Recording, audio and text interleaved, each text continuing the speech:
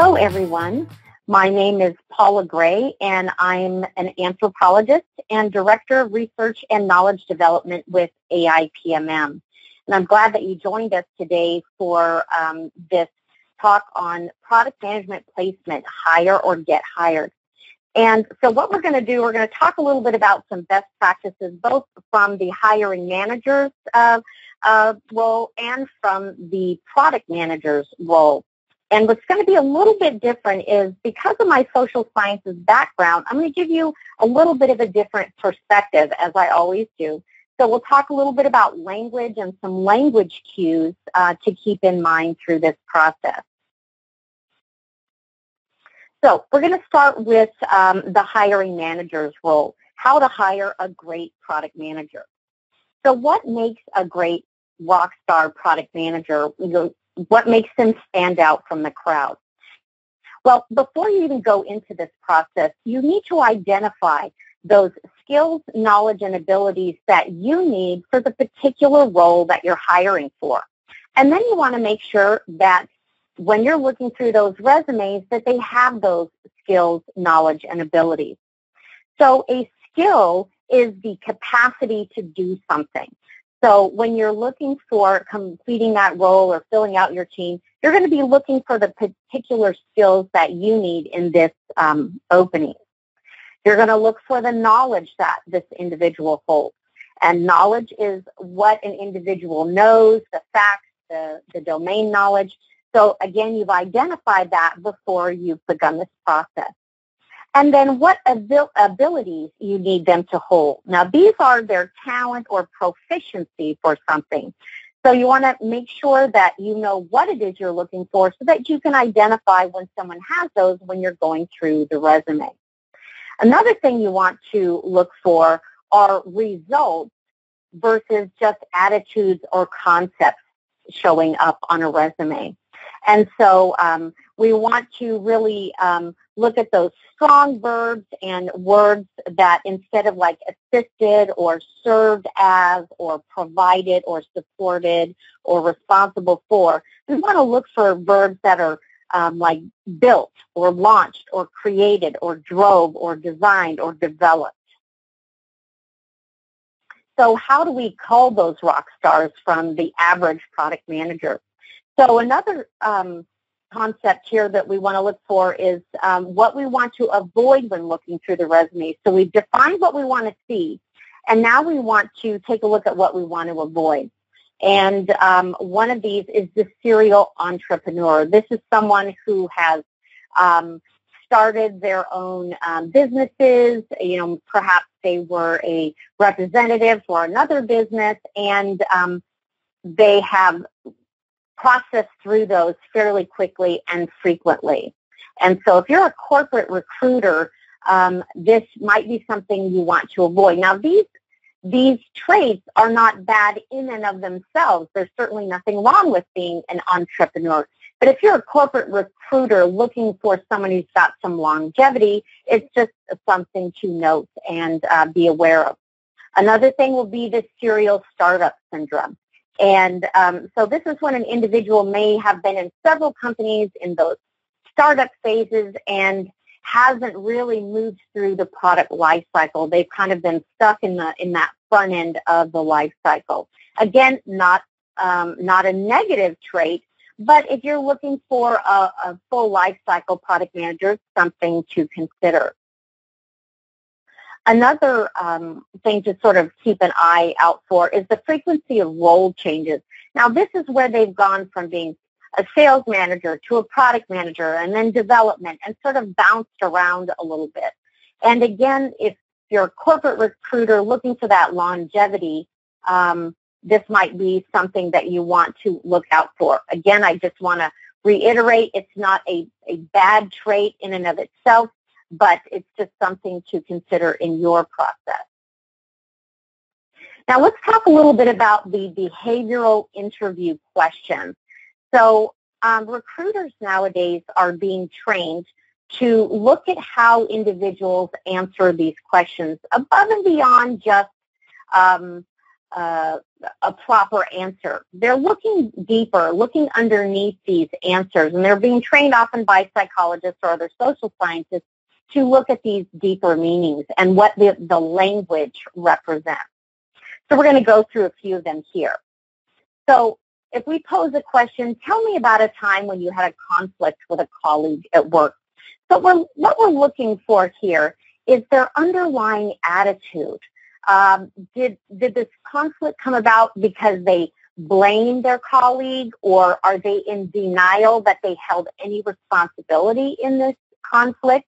Or do they claim responsibility? Do they, in their answer, recognize maybe where the breakdown happened and how they resolved it? So you're looking for that underlying attitude. Another question, tell me about a time when you had to go above and beyond to get a job done. Now here we're looking for what do they mean by above and beyond. We're looking for integrity here. We're looking at whether they came up with a plan of action or were they just sort of shooting from the hip. And, we're looking out for BS here. Well, I always go above and beyond. That's impossible to do that. So we're looking at a realistic description of it. And again, does that blame show up again? And this would be an issue if we see a pattern of blaming in situations. So this is what to look for sort of underneath just the content of what they're saying. Here's another question. Tell me about a time that you stepped up into a leadership role, even though it may not have been part of your job.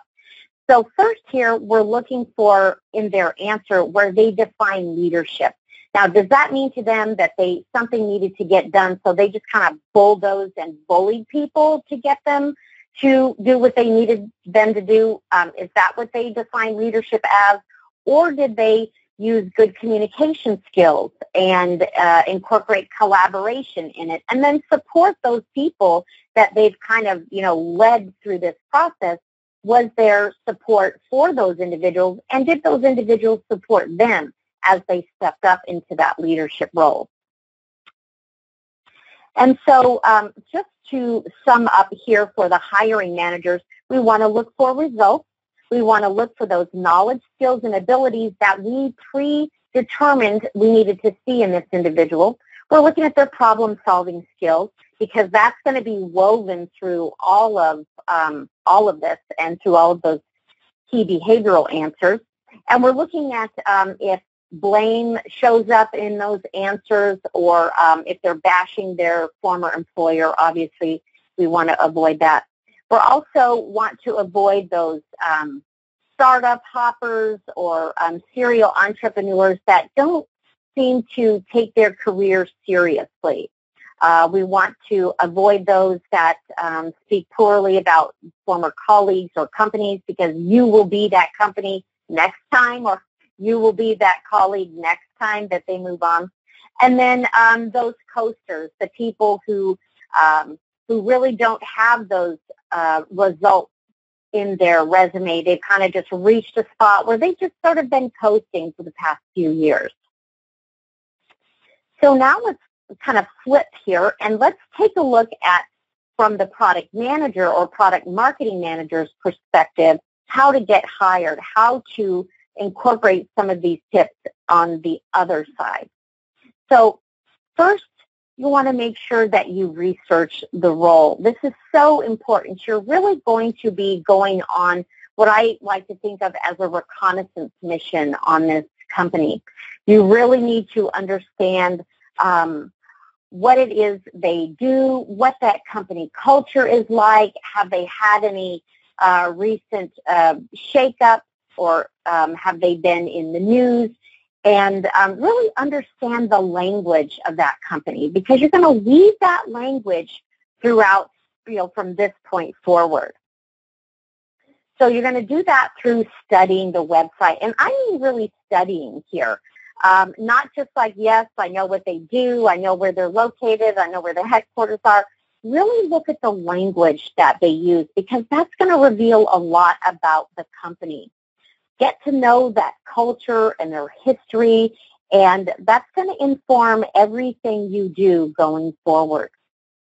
So before your interview, find potential colleagues, and especially the people that you're going to be interviewing with. So you want to take some time, research them, and where did they go to school? What hobbies do they have? Where did they work before this? How long have they been in their position? Do you have anything in common with any of these people? I mean, did you graduate from the same school? Are you a member of the same association? Because you can weave that into your interview and create sort of an emotional connection there. So differentiate yourself.